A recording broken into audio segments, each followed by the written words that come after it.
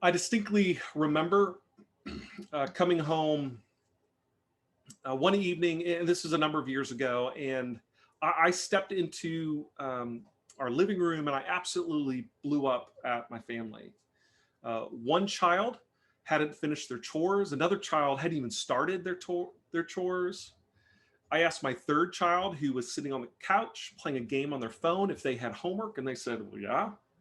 Even though we had a pretty clear rule that screens weren't allowed until homework and chores were done. And I can't even remember why I was angry at my wife, but I was angry at my wife, and I just blew up.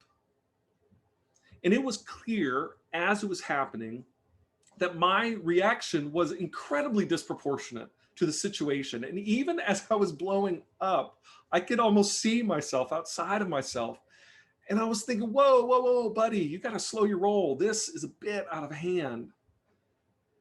And my family stood there and they're staring at me as I was unloading on them. And I eventually could recognize that I was just out of control. And I was projecting a bunch of stuff onto them that had nothing to do with chores or with homework or with our home life.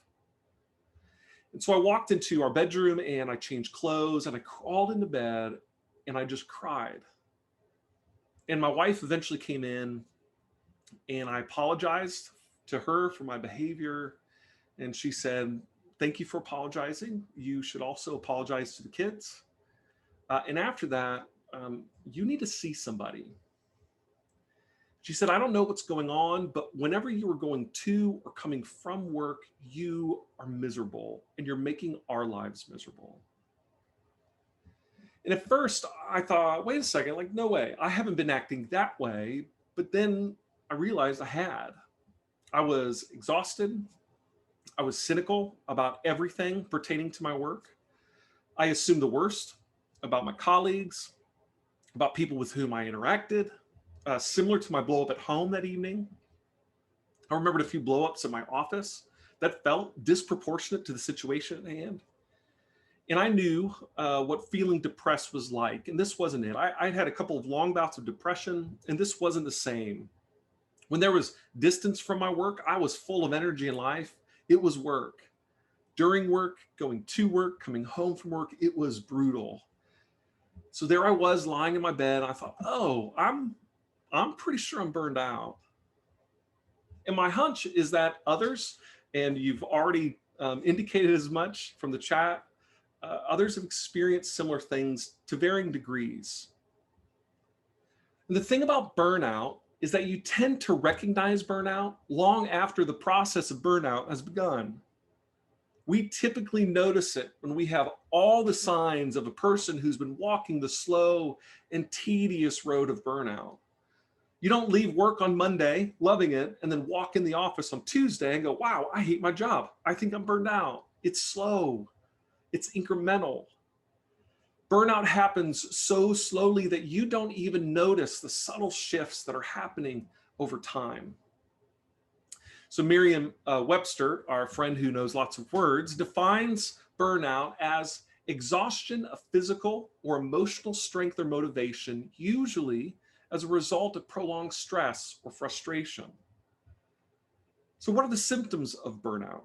The National Library of Medicine did a rather extensive research, and they identified 3 major symptoms of burnout, which likely won't come as a surprise to any of us. The first one is exhaustion.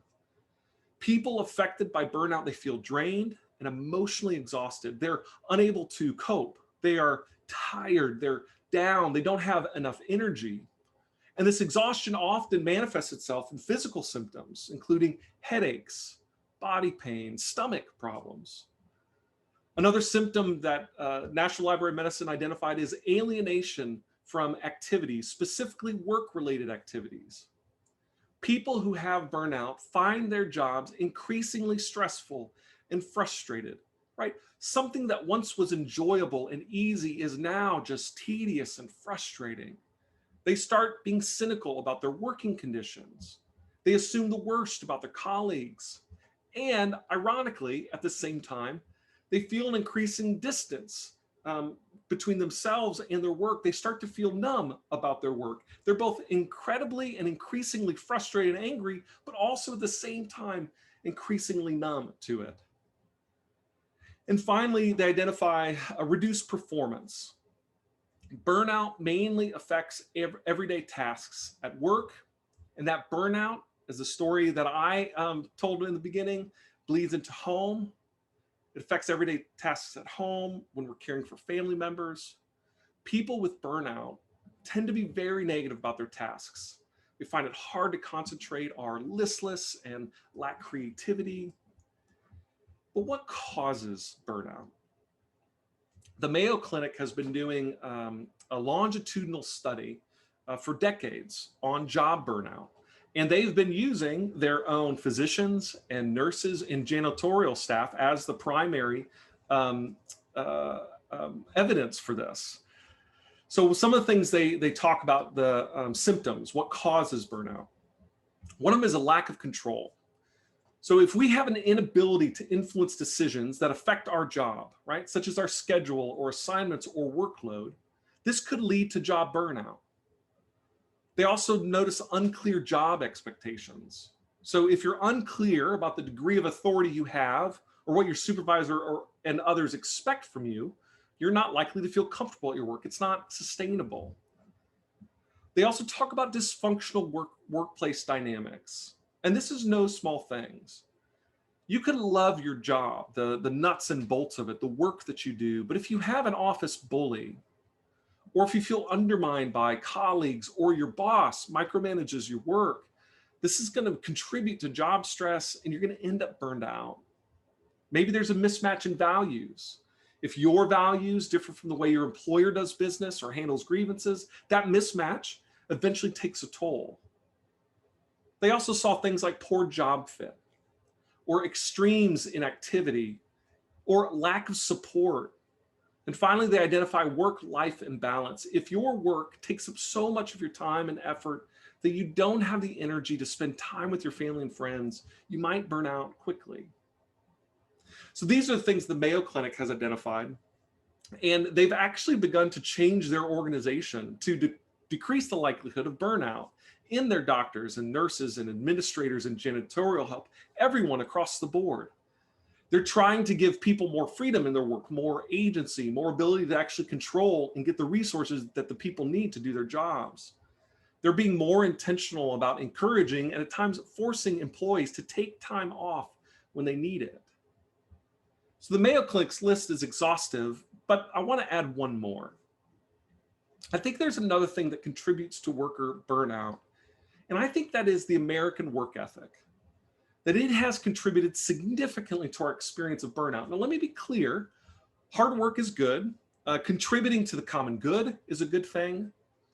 But one thing that I believe we've inherited in the American work ethic is that so much of our identity and our sense of worth is wrapped up in what we do. There is this incredibly fused relationship, more times than not, between the work that we do and how we understand ourselves. This is why there are significant elevation in cases of depression when folks retire, particularly among men, because we have a hard time understanding who we are when we're not working. Think about it this way. You're at a party and you meet a stranger, and what's one of the first questions that we ask? What do you do? Or perhaps that stranger asks us, hey, so tell me about yourself. And one of the first responses that we often give is we talk about our work. I'm a teacher. I'm a receptionist. I work in government.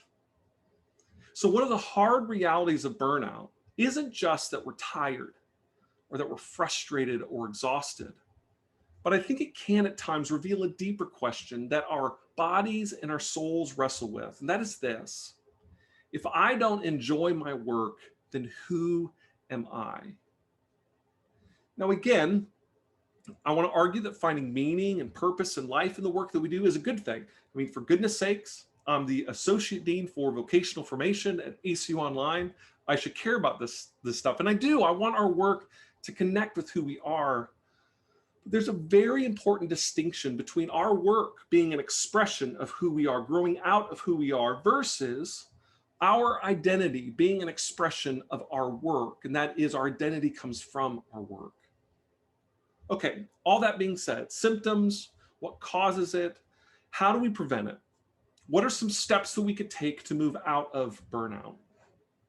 Okay, this is not going to be rocket science for anyone. There's going to be no clear, big, unbelievable revelation. These are all things that we've likely heard, but they need to be said nonetheless. The first one is this: do what every doctor says, do the basics. Eat, sleep, drink plenty of water, and exercise. We are whole people. We can't separate the emotional and mental toll from our physical bodies. And so we have to take care of ourselves. And one of the first things that happens in burnout is we stop doing the things that we need: good sleep, eating, drinking, and exercising. And you don't have to become a marathon runner. You don't have to sign up for CrossFit. Go on a walk around the block in the mornings or in the evenings, but try to do the basics. The second thing I want to advocate for is practice Sabbath. It doesn't have to be on the seventh day of the week. It doesn't have to be from sundown on Friday night to sundown on Saturday evening like the Jewish tradition practices. I'm just talking about space where you stop and slow down and breathe. Henry Nouwen has this great line that I say all the time. Henry Nouwen says, "We are human beings, not human doings." And what Sabbath does is it pulls us out of our need to constantly be producing and doing and managing and creating and simply just be. Maybe this is an afternoon a week. Maybe it's a couple of hours. Maybe you do have the space to enjoy a whole day. Whatever it is, find space to simply stop and to be still and to rest. Another thing that we do, and this is a do as I say, not as I do moment, because I want to confess I'm terrible at this. In fact, me feeling a bit tired today is a product of me not being able to do this. But I have to say it anyway, for your benefit, but probably more for mine. Find ways to say no. Colleague asks you to help with the project, and you know it's going to add more to your plate. Ugh, I can't do it right now. Learn to say no. Someone at your church or your faith community asks you to volunteer, and it's a good thing, but you know that you're already stretched so thin. Say, "I'm really sorry. Can you circle back around in 3 months? I can't do it right now." We, many times, this is generally speaking, and I'll try not to project that on all Christians, but we have a really hard time saying no to good things. And one of the things that happens is we lose ourselves and we end up doing all of the things poorly. Learn how to say no. And here's another thing I want to recommend that's a really small and I think accessible and attainable thing to do in the midst of burnout. Pay attention to something that you love or that brings life in your work and do more of that. So maybe there's a colleague that you really enjoy. Make a commitment to eat lunch with them, maybe once a week. Or if there's a task that you enjoy, prioritize that task if you can. Do more of that when things get hard. Most of us, I know, can't go and do whatever we want in our jobs, right? We have things that we have to do, but look for the places where you do have some autonomy, some flexibility, and use that to your advantage. One of the things I did in my long season of burnout, and truth be told, before I came here and when the story that I told at the beginning, when that happened, I was a pastor, a minister in a church, and I was just done. And one of the things that I did in that season of burnout that was recommended to me by a friend was to spend time with people in my church that were life-giving to me, that didn't need anything from me.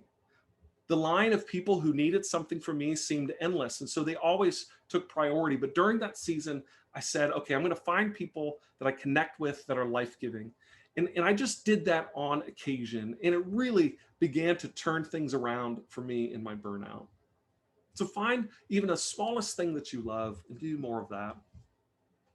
I also want to say this, going back to how our identity is wrapped up way too much in our work, remember who you are. You are not your work.